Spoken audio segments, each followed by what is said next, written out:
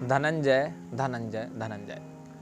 पूर्वांचल के किसी कोने में भी अगर आप ये नाम लोगे तो कहीं ना कहीं एक ही चेहरा लोगों के जेहन में आता है। चलिए कुछ फिल्मों वाली भी बात हो जाए।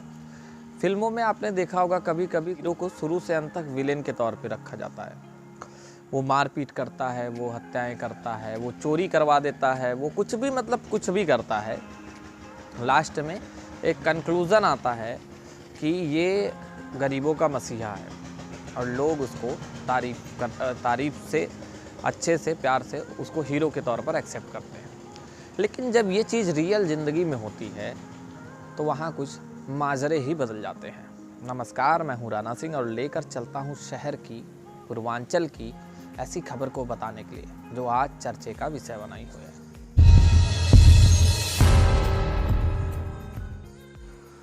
सूबे के पूर्व मुख्यमंत्री अखिलेश यादव ने लिखा, भाजपा का काम अपराधी सरेआम।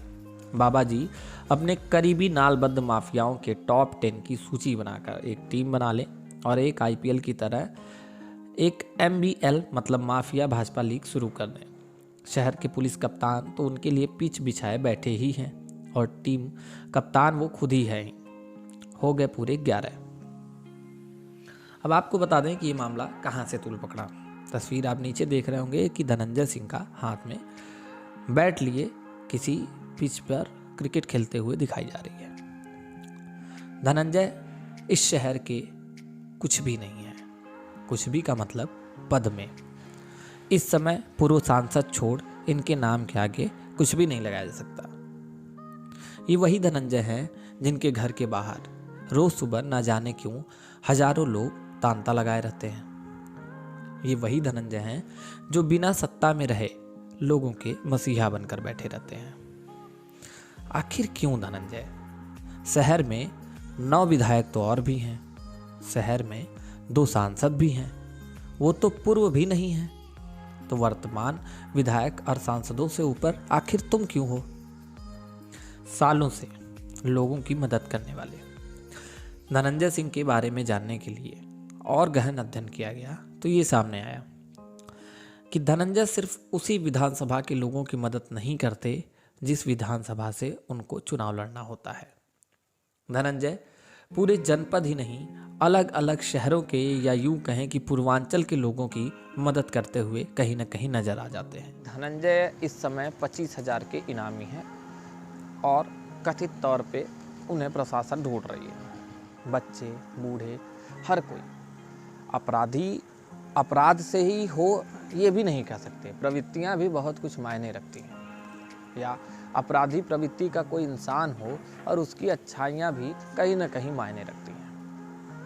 लोगों का जो ये धनंजय के प्रति प्यार है वो देखने को मिला जो उपचुनाव हुआ था मल्हनी विधानसभा का, जहां बिना किसी पार्टी के, बिना किसी बैनर के धनंजय ने पटकनी देने की कोशिश पूरी कर दी थी समाजवादी पार्टी को, क्योंकि वो मल्हनी का जो गढ़ है वो सपा का गढ़ कहा जाता है। हालांकि 4,000 वोटों से इन्हें हार का मुंह देखना पड़ा था।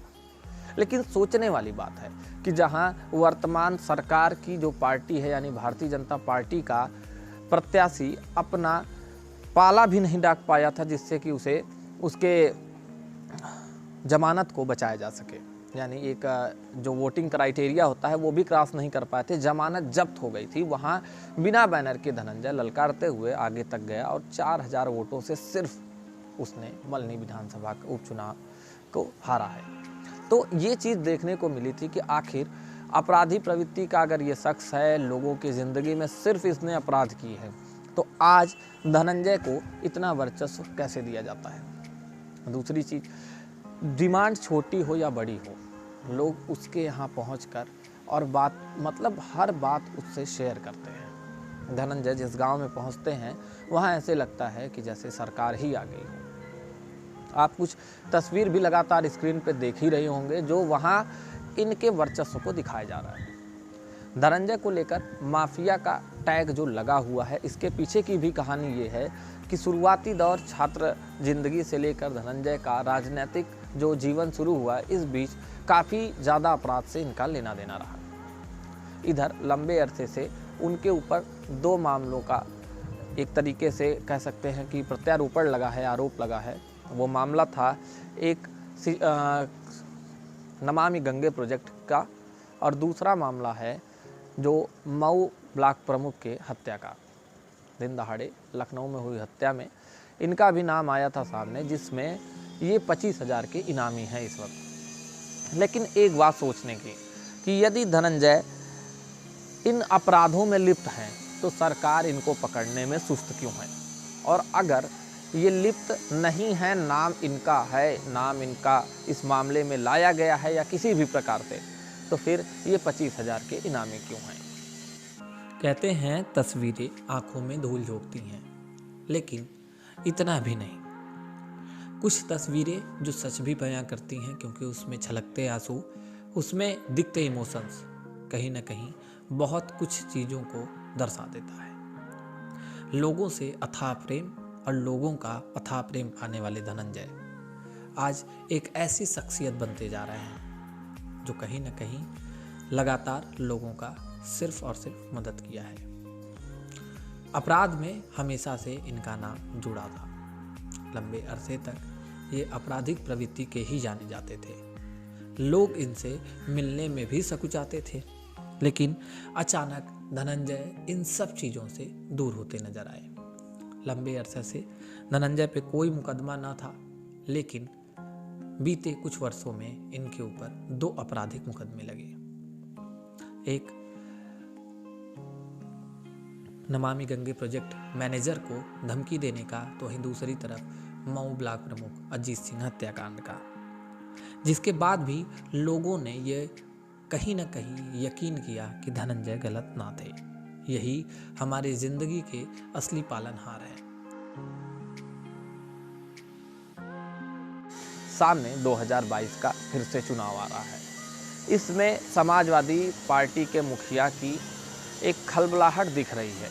कारण ये है कि मल्हनी की सीट इन्होंने मात्र 4,000 वोटों से जीता है। इनके काफ़ी करीब रहे हैं धनंजय सिंह। इस बार मल्हनी सीट पर समाजवादी पार्टी से कयास लगाया जा रहा है कि कद्दावर नेता और भाजपा से बागी रहे रमाकांत यादव का मल्हनी में एंट्री हो सकती है। रमाकांत के वहां पर उतरने के बाद और इधर हाल ही में जिला पंचायत अध्यक्ष की चुनाव धनंजय सिंह की पत्नी श्रीकला सिंह के जीतने के बाद फिर से वापस यू टर्न राजनीति में धनंजय का दिखते नजर आ रहा है। कहीं ना कहीं धनंजय की जीत की एक कुछ अंदेशा, कुछ एक शंकाएं हैं कि वो जीत सकते हैं, क्योंकि मात्र 4,000 वोटों से ही वो पीछे थे। लकी यादव की सुस्ती कहिए, या हो सकता है कि इनकी जनता इनके प्रति प्रेम कम की हो या ज़्यादा की हो, ये तो आने वाला चुनाव का रिजल्ट ही बताएगा। लेकिन लकी की जगह रमाकांत के आने के बाद ये चीज़ें कयास में है कि कहीं ना कहीं लकी का चेहरा उस तरीके से नहीं रहा जैसे लकी के पिताजी यानी स्वर्गीय पारसनाथ यादव का था। चुनाव के सर पे आने के बाद फिर से धरपकड़ की भावनाएं, एक दूसरे को गिराने उठाने की भावनाएं नेताओं की तेज हो चुकी है।